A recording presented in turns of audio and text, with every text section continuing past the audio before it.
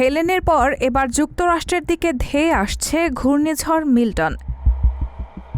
এটি চলতি সপ্তাহের মাঝামাঝি সময়ে যুক্তরাষ্ট্রের ফ্লোরিডার উপকূলে আঘাত হানতে পারে।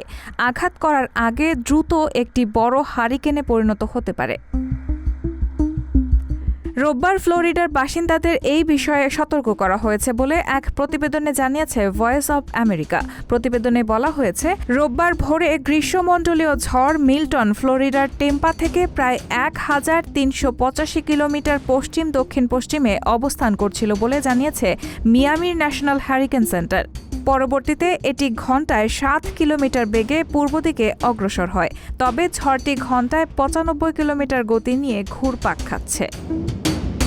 ঘূর্ণিঝড় মিল্টন ঠিক কোথায় আঘাত হানবে তা স্পষ্ট করে বলা না গেলে এটি ফ্লোরিডায় কঠোরভাবে আঘাত হানবে বলে জানিয়েছেন ফ্লোরিডার গভর্নর রন ডিসান্টিস।